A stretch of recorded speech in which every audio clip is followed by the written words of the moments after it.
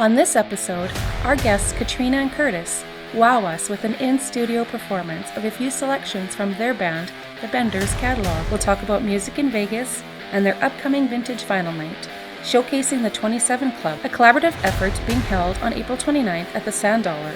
On this episode of Vegas Rocks, the podcast. Today's episode is sponsored by Vegas Printing, graphic design, small and large format printing, direct mail services, web design, and more. Whether you're holding an open house, need supplies for your trade show booth, or opening a new business, Vegas Printing is your source for all your printing needs. Visit vegasprinting.com today. Hi, welcome to Vegas Rocks, the podcast. I'm your host, Sherry, and I'm here with Adam. Hey, everyone. And we are pleased to be joined with Kat and Curtis from The Benders. Welcome, guys. Hello. How you doing? You guys are a couple, Yes. right? Okay. Yes. And so Married. you go by Katrina. What's your last name? Ugardi. Watkins with this, yeah. And Curtis Watkins. Mm-hmm. Thanks for joining us. So we wanted to just go back a little bit with the whole inception of your band. How did your band start? When did it start? I know you joined a little bit later than some. So tell us a little bit about that. It was born out of a vintage vinyl night doing all stones back in 17, I think it was, or 2017. Around there. Yeah, it was around there. And some other guitar players and bass players and drummers and a singer, we all decided we're just going to keep doing this. And it was it's always been a big band. It's always been this big 6-piece band like it is now. Yeah. And she came on later to help out with background vocals, and then started taking on songs on her own. And then after pandemic, it just worked out that she just took over lead vocals completely. Cool. And who are your current members right now? So myself on guitar and some vocals, TJ Gage on guitar and vocals, Eddie Schaller, who's been our bass player from the start. Okay. Mm-hmm. And then Chuck Reeder on keys, who's been in the band since the start. And then Jamie Ursioli is our newest drummer. Okay. Sweet. Had quite a few drummers. Have you? Yes. It happens. 4 or 5. And so I have to ask, why The Benders? Where did the name come from? That came from... That was Pete, wasn't it? That was Pete, our original singer, Sweet Pete Brown. He came up with it, and it's what you just found some information about that. I think he was just more going off of like you go on a bender, kind of thing. Like, just that. Kind of where I was hoping to say. Yes, I think that's what it was.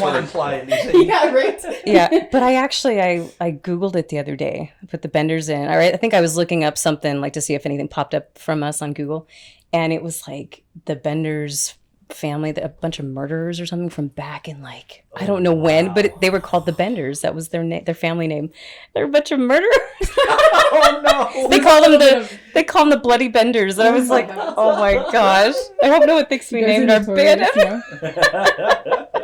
But no. Are you guys both from Vegas? I'm born and raised here. Yeah. Born and raised too. Mm-hmm. Same as Yep. Adam. Yeah. Cool. Yes. So she's a native. Yes. I'm a local. So I wasn't born and raised here, but I was raised here. So I moved here. I was moved here with my family by 7 years old. So okay. So those are two different things. I'm I'm a local is different than I'm a native. Yeah. I'm not sure what I am yet, but You're gonna be a local after 5 years. Oh, okay. I'm just a visitor right now. Yeah. So right now you're still a tourist. A transplant. Transplant. What do they call them? A vagrant or vagrant. Wow, man, I'm losing this word. Oh, I'll come to me. Was it carpetbaggers? No, I wasn't thinking of that. Transient. Transient, yeah. You can just pick up and leave whenever. Refugee or immigrant. So. Oh my gosh. Yeah. No, really, I'm Canadian refugee. Canadian yes. refugee. It sounds cooler. Right? I love it. So we were lucky to catch you guys at the Gold Mine. Mm-hmm. Do you guys typically play at smaller venues? Is that kind of your, I won't say favorite, but is that kind of... It always has been our thing. Not that we have a lot of friends that play on the Strip, and we totally don't mind doing all that, but I don't know, something about the smaller venues that just, especially Goldmine, it's kind of become like our little home there. Yeah. And now we're starting to do the same thing at the Sand Dollar, and so. I guess when I say small venues, I kind of mean dive bars or small Yeah, bars, I mean, right? Yeah. local clubs. Yeah. Yeah. You know, and this band doesn't, I mean, we've talked about it and shoot it up about, oh, what if we were to play on the strip more or get into a casino act? And this band was born out of the want and love of playing songs that are rock songs by the Stones or Zeppelin or whoever, but not, you know, the same old same. Like that was the whole that was the whole point of me wanting to put together a 6-piece band, is because then you can do more stuff, because not everybody goes out with a 4-piece or even a 5, and they gotta stick with the songs they can pull off. Right. Yeah. And that makes sense. And That's funny you say that, because we were talking about when we first saw you, and was it a heart song? a heart song. You guys said you're gonna play heart, and we were like, okay. So in our head, we automatically thought Alone or something. Barracuda. Barracuda is usually the go-to, right? She could, because we were like, oh, she's gonna sound great when and she she can sings do one of that. those songs. I've totally And I've you never sang it. Never sang Barracuda. You surprised us with Let's kick it out or even it up.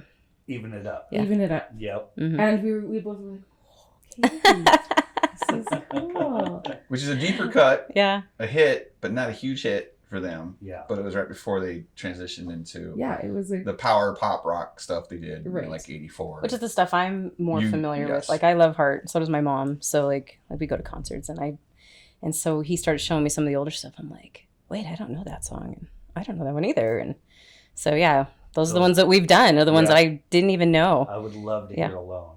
Oh, yeah. one of That's my a- favorites. I have Yeah. sang that one before. I used to be in like an 80s cover band, and so I did Alone. What else did we do? Magic Man. Well, we want to do Magic Man. We're gonna probably add that one in, Okay. but I used to do that one. But I've never sung Barracuda. I love it. It's one of my favorites, but I've never done it. Have you found that, you know, if you guys did go to a strip property, that they would kind of limit you on song selection? Absolutely. Yeah. Oh, That's I just the did- way it They works. like Yeah, they that's- like specific set lists. They like what everyone knows, and Knows. and You we wanna don't be always safe. we Yep. play the artists that people know, but we play maybe like the stuff on the B-side, or we play something that you only hear every once in a while. And Yes. so, but we're trying to incorporate more genres that kind of not really genre, more modern songs that kind of fit in with the stuff we're doing. Okay. So like the Black Keys, I love the Black Keys. Yeah. It just kind of works. It works with what, kind of rock we're doing, and Gary Clark Jr. does too. Gary Clark Jr. So we're just kind of, And now we're putting that toying stuff in. with, maybe doing a Muse tune. Oh. yeah. that'd be We just cool. went to the concert. It was so good. Everybody but us went to the concert. Oh, Really? Yeah. It's like after the fact, I saw everybody. I'm like, whoa, Stoney Curtis was there. Yeah. Our friends. Was he really? Yeah, he was. He Oh was my on the gosh. floor. And our friends Carrie and Matt Woodward were there, and we didn't know. And we Yeah. turned around, and That's there's great. a childhood friend of hers that I know from back before. They're like, hey, and we turn around. Oh, hey, what's up? And it just was weird. Everybody was there. Yeah, it was very well attended, good. and I was like, swipe, I didn't want to see everybody's. Whenever I don't go to concert, I kind of don't want to see what everybody's doing. I feel like, that FOMO feeling. So tell us a few more songs that you guys are doing that people might not expect. That's a good one. Sometimes you throw some Aerosmith in there that a lot of people don't know. Yeah, He does a lot of deep cut Aerosmith. like super deep cut Aerosmith. Like we do Sweet Emotion, but then some days I might feel like singing Chip Away the Stone, and that's where the performance has to really be tight, and we gotta sell it. Otherwise, people are gonna go, "What's that?" Yeah. That's, we want them to go, oh, what's that? That's great. Or Like, that was good. What is Find that that? song. Get on the phone. What is that? What is that song? Yeah. Yeah. So speaking of, you said tight, that was one of the things too that we thought you guys were amazingly polished. Thank you. Yeah, thank you. We did. We thought you guys were amazingly polished, that you must put in a lot of time practicing. Wow. Not really. Holy. No, not as much as some of us No. like at all. I'm crazy. I want lots of rehearsal just because I want to be perfect. I'm a perfectionist. And I'm kind of opposite. I'm like, we'll do it once, and then we'll go from That'll there. be fine. Yeah. It'll be fine. Wing it. Yeah. Wow. Everybody knows when to start and stop. It'll be fine. That's impressive. There's been bands in the past where I've had to just show up and do a whole entire night with Like there was an 80s band at the Suncoast a long, long time ago. And I just had to show up and sing the songs. I'd never performed with any of these people before. It was crazy. That seems to be common because a few people that we know, shows at 7, they get a text message at 6. You know these 6 songs? Yeah, okay, come on in. Yeah. And they need a sub right away. Yes. So And we know plenty of players like that. that's But I don't like to operate like that. I'm not that person. A little bit nerve-wracking. Yeah. But kudos that you guys can just Yeah. Oh yeah, that's what step makes up it there and- interesting, challenging, and more of like exciting to do it, because then it's like, well, I hope everybody knows where the break's at because it's coming up. See what we get. See what happens. But when stuff doesn't always work out, I mean, we're all good about it. We just laugh it off or whatever. We don't care. what else can you do? We have a good time. It's whatever. I mean, I think It's rock music. Yeah, exactly. That's true. Just go with it. when I was in my original band back in the late 90s into the early 2000s, I was more like her. I was like, we gotta rehearse 3 times a week and blah blah blah. And then I got into, and still have, it's another band called Cletus and Sweat. It's a old classic country with some southern rock mixed in. And I learned, I've been in that band for 15 years. I front and play guitar in that band. And I learned playing with those older guys to sit there and go, what song are we doing? What keys it in? Okay, here we go. Bang. And then I have to navigate that, because it's like they all know. If 2 or 3 guys know it, the bass player and the drummer, and one person can sing it, then you gotta kind of catch up. Yeah. Is there any warm up that you guys have to do, like when you're starting a new song, from a vocal standpoint? Is how many times do you usually go through it before you feel comfortable singing it? Like before show, or like that day, or just before, general? just learning it. In general, he says, okay, let's try this song. Yeah. And you've never sung it before, type of thing. I just, most of the songs we've done, I've heard them. You've heard them. I'm really bad with lyrics. I can't remember anything. So I always have to go through things a lot just so that I can pick up the lyrics. I can pick everything up. So I'm practicing constantly. Okay. If we're going to work on something new, I'm listening to it in the car. I'm YouTubing the karaoke version of it. I'm doing everything I can to get this song stuck in my head. That's me. Seeing the words as you're singing too? Yeah. Okay. Yeah. But yeah, so that's why I like to do. Can you tell we're not in a band? You're fine. You're fine. Yeah. But see, other people are different. Other people will know the songs right off the bat. They don't have to worry about it. They figure it out as they go. But yeah, I got to practice it every way I can. And I'm not a guitar player. I can pick up a guitar and figure it out and play some chords and stuff. But I used to do that too, where I would play the song so that I would learn it better. Oh. Okay. So, because that actually helps me stick it in there, So yeah, just different things. Is this your full-time job? No, we both. You both also work? Yeah, I'm a massage therapist. Oh, wow. I have my own business. And he works for T-Mobile. He's a manager over there. Okay. So, You guys have busy lives. Yeah. and I have kids Me and too. Wow. older teenager kids. So yeah. So I can see why when you have a 6-piece band to coordinate Yeah. dedicated. Because I think This is when it's everyone in our band has a full-time job. Yes. Yeah. Nobody's doing it for a living in our band. Yeah. Which also, that's another reason why strip gigs would be a little harder for us, because they want to do stuff on the weeknights. And this, we have a teacher in our band, and we have, it would be difficult, but we'd figure it out. But yeah. And are you guys musically trained? Or are you both just pick it up somewhere? I am. She is. I went to I was in private school most of my life, but I also went to the Las Vegas Academy. So I did music over there, but I've been singing in choir since I was in 2nd grade, and I sang with my church, and my dad is a musician as well. So I just grew up with it. Yeah. So it's always kind of been there for me. But yeah. I come from a family of 0 musicians, except for myself. And I got into it. I got into playing guitar when I was 15, 14 years old. And so... You were the cool kid, huh? I guess so. Yeah, it was... Because I went to a small boarding school in California. So, a lot of guys were trying to play guitar, do this. And I was like, nope, I'm going to do it this way. Oh. So, and then, I had the gumption to say, let's do a rock song or two for the talent show, and you know, everyone was like, "What are you gonna do? What are you gonna try and pull up? We're gonna do Patience by Guns N' Roses." I'm like, "Oh man!" I look back at that 17-year-old Curtis and go, "What are you doing?" But it was cool. It's a good song. Everybody lost their minds. All the girlfriends in the front row were like, "Yeah!" You know, it was fun. You know, trying to get over on the establishment in school and still, you know, like try to like, yeah, we got over on them. But because it was a religious boarding school, Yeah. so it was a lot of like strict and Yeah. you know, rules. And it's so funny because now I'm all about rules in certain things.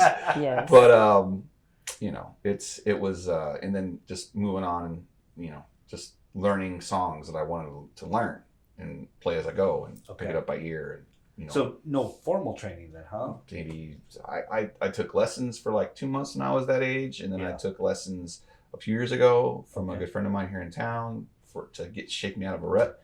So that's about it. Oh, nice. Yep. Nice. Yeah. I'm amazed that we know so many people here that can play drums, they play guitar, they play bass. I'm like, wow. Yeah. I mean, I can pick up a bass and figure it out. Yeah. But I can't play bass like Eddie. Yeah. There's no way. True. Eddie was great. Eddie could sit there and He's play really good.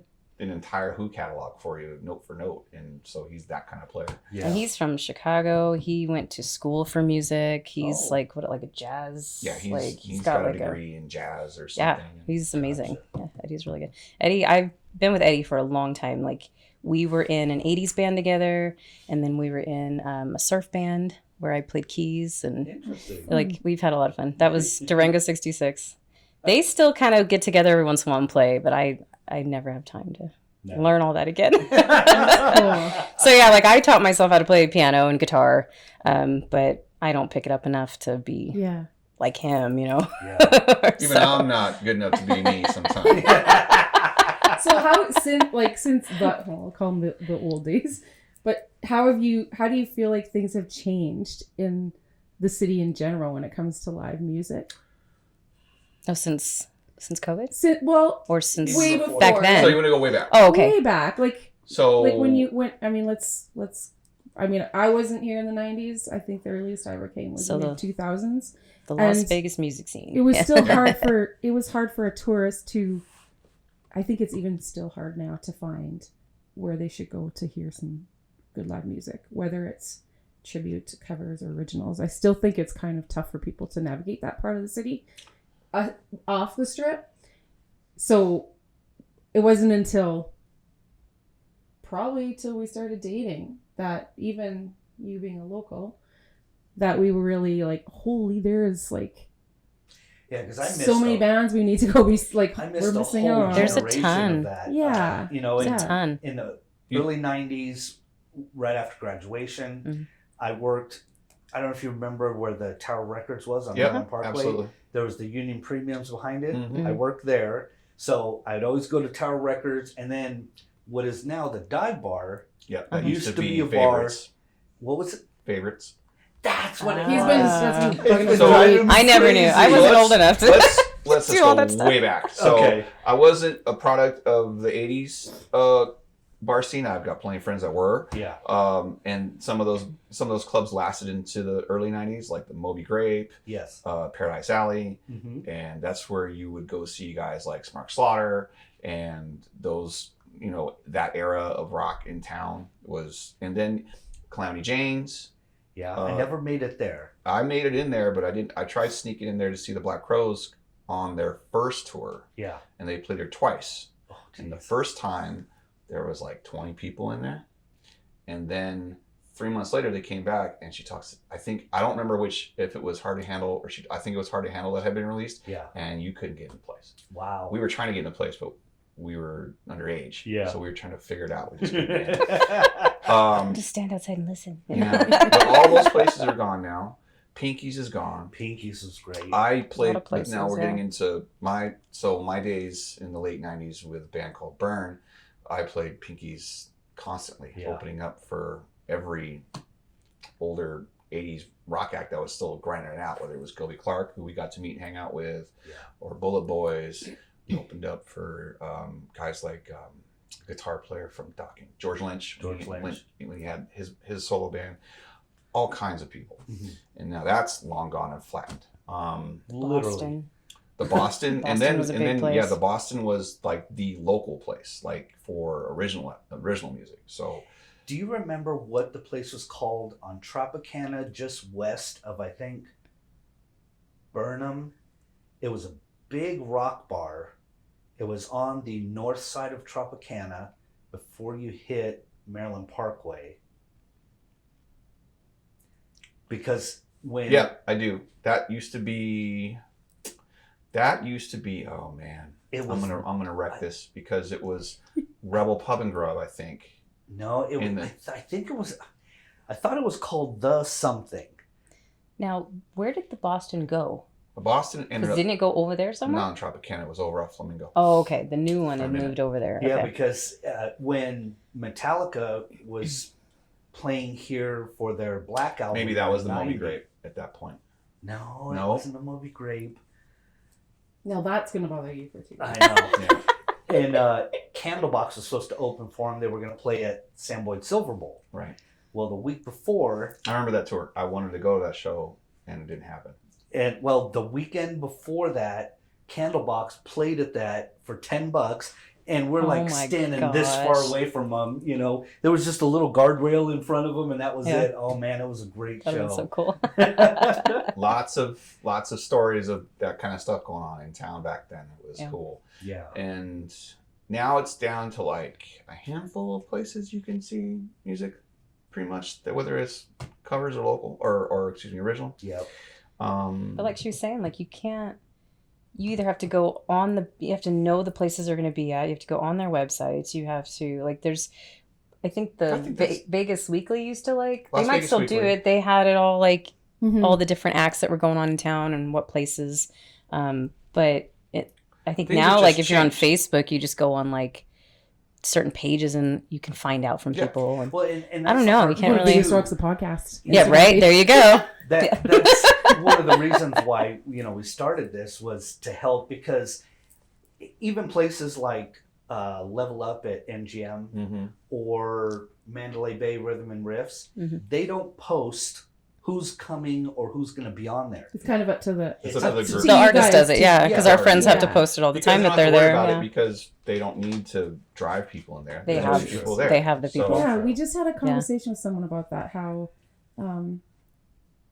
some places you need to bring the people in, and other places the people are brought in for you. Yeah. And the Yeah. difference that is depending on the venue, kind of thing. True. Do you guys ever find that? Do you ever feel that pressure of No. filling a house, or is it just like Not really Not anymore. anymore. I think in the beginning we did. Yeah. I gave up on that a long time ago because my attitude since the old days was we're supplying the entertainment, and I think the old way of thinking for a lot of, and we don't deal with a lot of club owners like this anymore, but the old way of thinking was you got to do all the work and make sure you bring in the people and sometimes sell the tickets and everything else, and then it's we'll give you a place to Oh, play, how about- type of oh. thing. yeah, Yeah. we'll have you back if it goes well. It's like, but wait, we're Yeah. bringing the entertainment and Well, Mhm. so you're now making the attitude money. is- and now my attitude for a while has been, we're going to show up, we're going to set up, and we're going to keep the people that are in here. So get them in here how you can, Yeah. and then we'll keep them entertained. Yeah. And that's more of a equal type Yeah. of work. Balance of work. sharing the workload, Yeah. yeah. Because it's easier to gauge your crowd and keep them in. Like you can tell. Like we do a lot of rock stuff, but like we have like Eddie and TJ used to be in a band called Super Lemon, and they did a lot of just request kind of songs. So it was everything, do everything. And I would sing with them sometimes. And so if we see we have a younger crowd or a crowd that likes certain things, we try to like start adding in those things. Mhm. And that way they stick around, they're having a good time. And, Yeah. if we had a strict set list of only this and we couldn't do anything else, then we might lose those people. And so Right. that's what I was saying. We're trying to incorporate a little bit more variety into our music that kind of fits so that we can, keep those certain age groups around And that, or your I think, 90s too, groups or your, is the hard part here. I mean, you can only try and attract, a certain age group as far as going younger, because, I mean, a lot of younger kids might not even like listening to a band, if they're strictly into electronic music. But don't you think that True. that's the advantage of playing at a small local where you have, I'm thinking there's got to be regulars at all these places. I mean, sometimes, There are, yeah. but we played the Sand Very Dollar last month, and it was a way different crowd than I've ever Oh. seen in there. We came in, there was like no one there. I mean, We're we were set sitting up. on the couches we never can sit on because there's always people Yeah. there. Like we were And hanging out. Within 30 minutes, the place is packed. It was And it's packed. packed with And tourists. A lot of Oh. tourists, yeah. A lot of tourists. And a lot just, that 20s to mid 30s range. And Yeah. Wow. I think we made And- more money in tips that night than we've ever made in all the years we played there. That's Like, great. just people they were having so much fun, and they were mixed in with the regulars, And did you just have to adapt your set then? a little for bit, that? not Just really. a little, not yeah. ton. not a lot. We And it called started out 2 right audibles. away, I think like- we called 1 or 2 audibles, and that was about it. Yeah. It was good. I'm wondering if a lot of the younger kids, oh yeah, I remember my parents listening to that sometimes, Absolutely.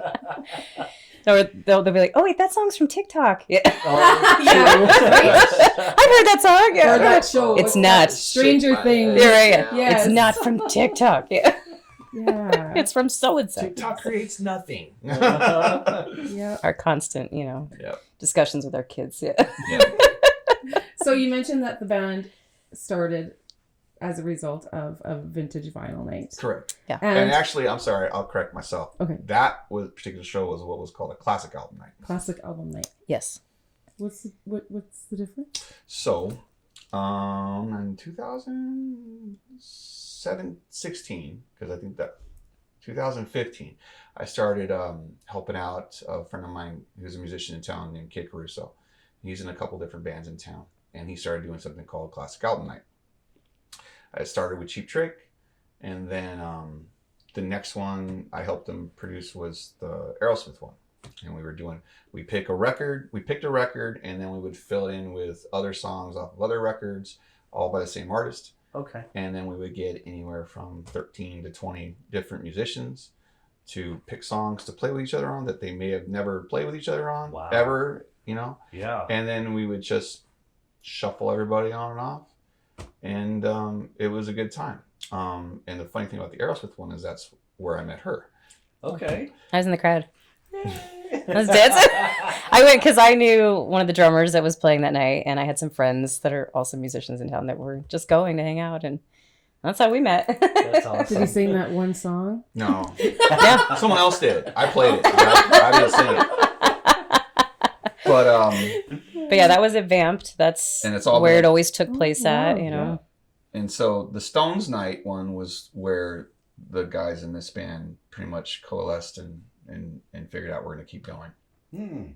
So And I sang that night too. and I started getting involved in the she album started nights getting as well. involved that yeah. way too. So that was, and then everything like we talked about with the band in general kind of progressed on its way.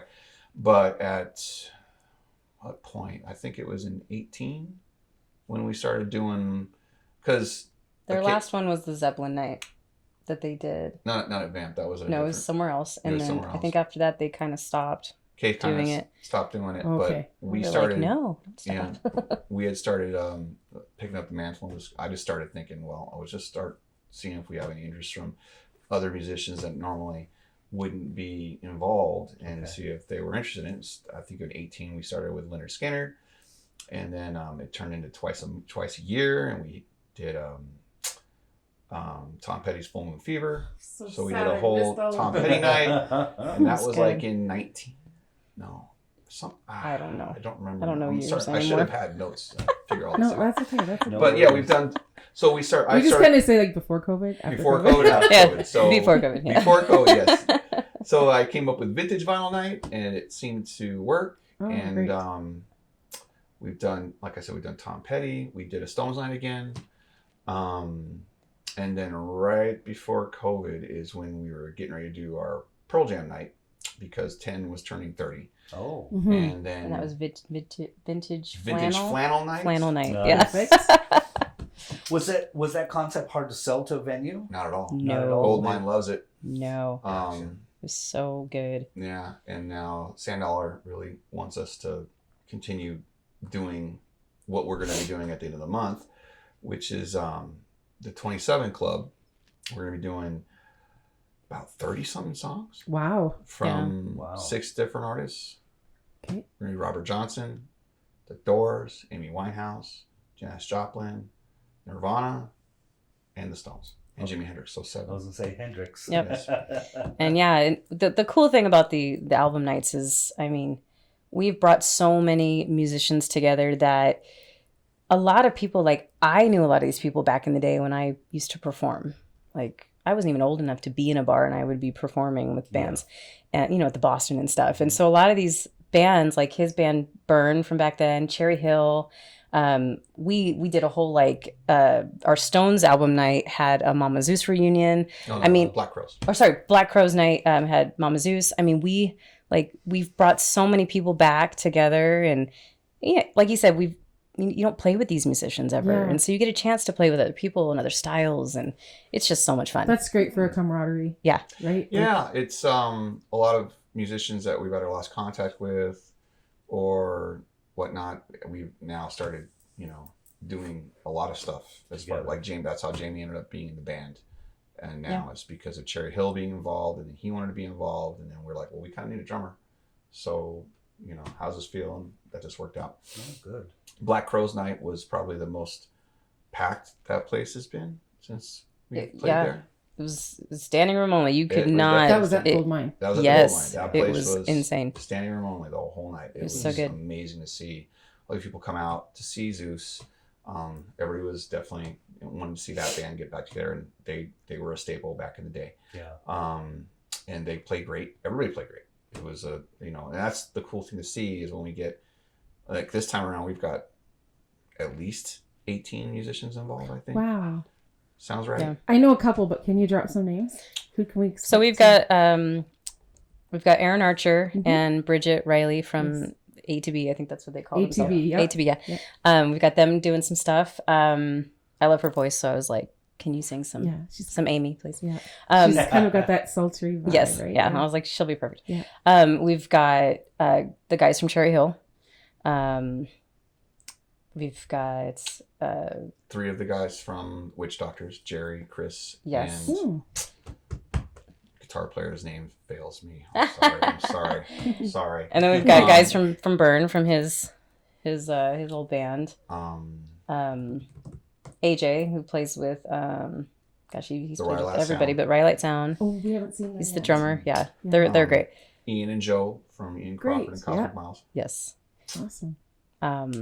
Oh my gosh, who are I we think missing? we've Brian Feston from Handcuffs for Giants. Handcuffs. Eugene Altabella from Thrillbilly Deluxe. And you've got your friends, husband and wife. Oh yeah, Aaron Vic and Vic. and Aaron, yeah. Aaron and Victor Holloman from Victor Ruiz and Aaron Holloman. And they have their band Bipolar Express. Oh. Okay. They do a lot of country and some rock, but yeah, they're great musicians as well. And it'll be night. Vic did ZZ Top night with me, and that was fun. So That is a stacked local musician lineup. Yeah. Really, it is. Like, I know. that's... And it's fun. It's fun. And like it just depends. Like when we did Pearl Jam night, we had so many other musicians that you just like. I've always seen these guys play. I never played with any of them. I was so excited. Like, is Angel playing this night? No, he was supposed to. There's another great bass player in town. Yeah, we know Angel too. Angel played with us Pearl Jam night. Oh, and okay. Pearl Jam, Black Crowes night. I think he was gonna play this time, but I think he had a gig or something. So he got called up for something. He's great too. But yeah, we've met so many people and brought so many it's just people good together. to see in the rehearsals everybody get along, and then the music happens, and we've only got so many rehearsals. You only get 2 or 3 to get in there, and then because life gets in the way or gigs get in the way. True. That's where that you better know what you're doing when you That's show where- up Yeah. comes in. That's where it helps. Yes, that's where I'm more like No rehearsals. And she's like, I don't know, we need a rehearsal. She's sweating bullets in there. I'm like, I gotta sing some Janis Joplin. I've never done this before. And Are you going to sing Janis Joplin? I'm like, I need some rehearsal. I'm gonna do some Hendrix I've never played. I'll do some before. Doors. Yeah. Excited. I've never done. You can these play Hendrix left-handed? things. No, I'm not that ambidextrous. I can't do it. So, That's the problem I had when I wanted to play guitar as a kid. You couldn't find a left-handed guitar. No. So, and everyone says, "Oh, just string another one, backwards." Flip Like, it over. I don't think it's the same. You can buy one that looks backwards and play right-handed, but Yeah, it's, I know. and it's a Jimi Hendrix model. But why would you spend that kind of money? Exactly.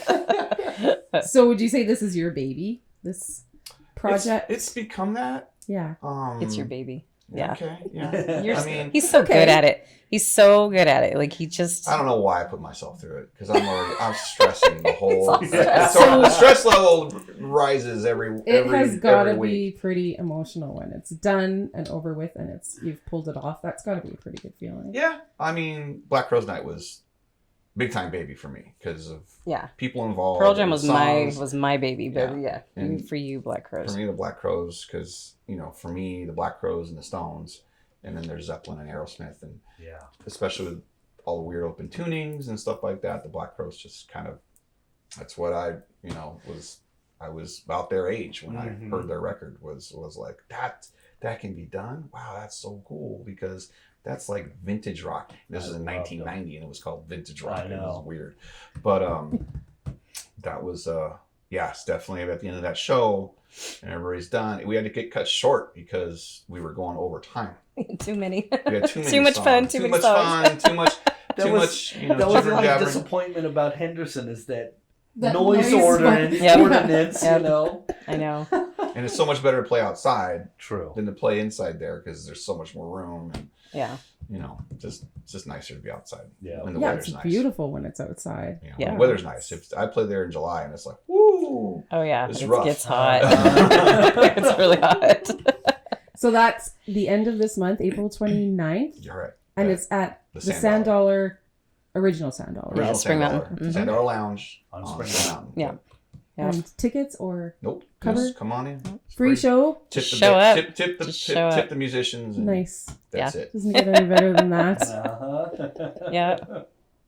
Well, I think we're going to wrap it up All right. because you guys are treating us to a few songs. So Yeah. thank you so much for You joining bet. us. Thank you. Yes. Having us, guys. Thank Appreciate you. This was fun.